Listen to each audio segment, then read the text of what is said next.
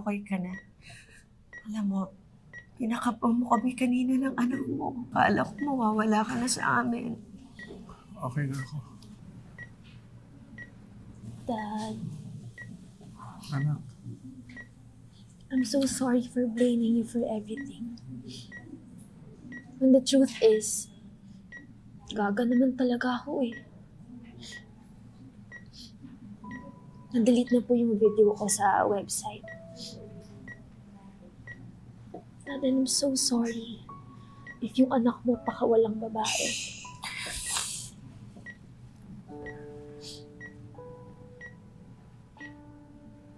You know what, Dad? I am no longer scared to lose myself. Kasi wala naman ang mawawala sa akin eh. Pero ikaw, Dad, I'm so scared to lose you.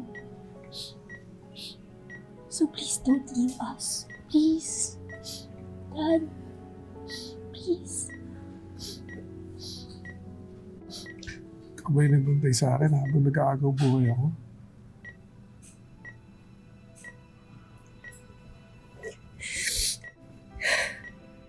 Yes.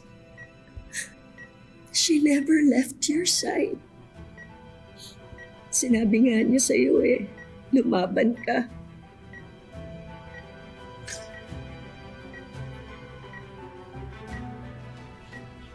Ikaw, boss, yung naririnig ko kanina.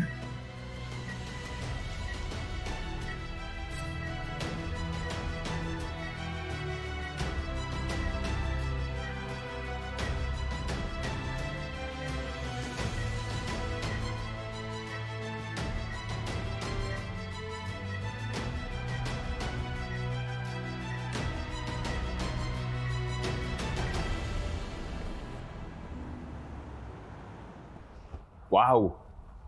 Kapal lang mo ah. Baka taboy sa'yo kanina eh. Sabay i-claim man lahat ng ginawa mo para mabuhay si Sir Ramir. Ano ba dyan sa lying in tandem na yan?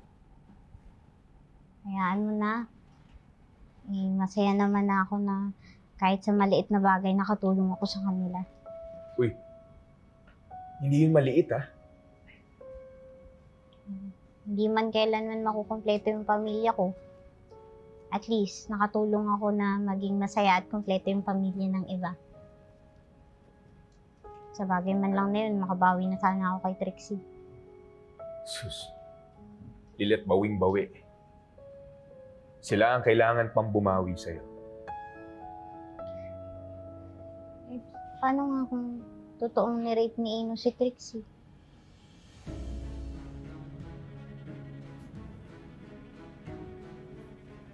Attorney Matias, pinapatawag po kayo ni CRD.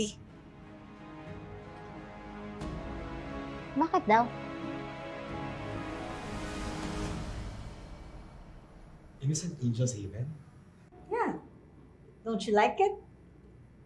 But no buts, Ino. You are doing this. Kahit na not guilty ka pa sa end ng case, some people still think that you are not innocent. That is why we are erasing that image of you. Kapag nakita nila at nalaman nila how involved you are in this foundation and how sincere you are in taking care of the welfare of the children, they will start to look at you in a different light. But Mom, don't you think this part lang to ng maraming mga tanong? Kahit anong gawin pa ng anak mo, hindi na mabubura sa isipan ng tao na nirape si Trixie Engano. Shut it. Ni-rape mo talaga si Trixie?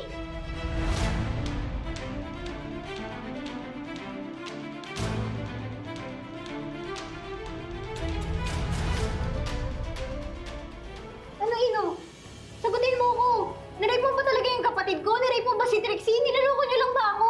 Lilet, what are you talking about? Kalori na narinig ko ho kayo. Ang sabi ni CRD, kahit ano pang gawin ni Ino, hindi na mabubura sa publiko na ni-rape niya si Trixie. Cons. Care to explain your big mouth? Yun ba?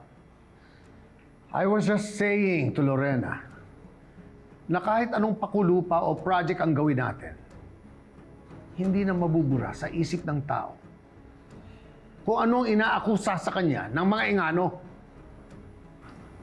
Lilette, do you really think na kung totoong ginawa yun ni Ino ay kukonsintihin ko siya? Ako mismo ang magsusuplong sa kanya sa mga pulis kesa hodang anak ko siya.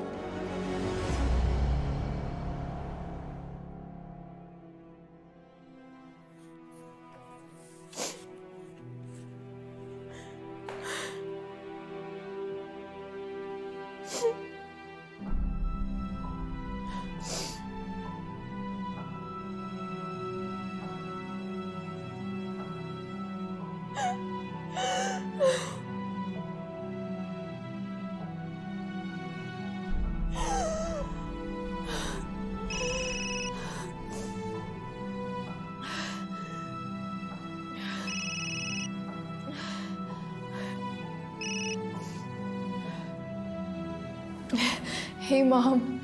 Hey, how's my girl? I'm fine.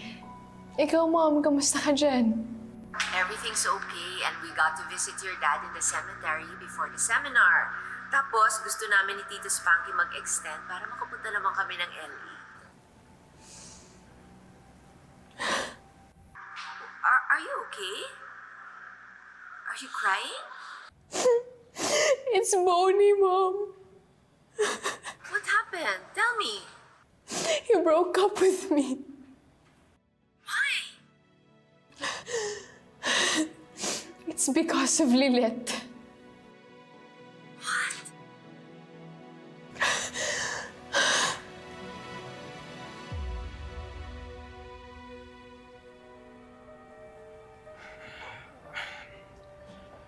So sorry about that, Ate Lilith. I know the situation hasn't been the best for you. Lalo na, Ano nangyari? Bakit kami pasa? wala yan. Okay lang yan. The price I have to pay, I guess, for being too nice to Trixie. Ino, maging honest ka nga sa akin. Wala na tayo sa korte. Nahatulan ka na, not guilty. Hindi mo ba talaga inabuso si Trixie?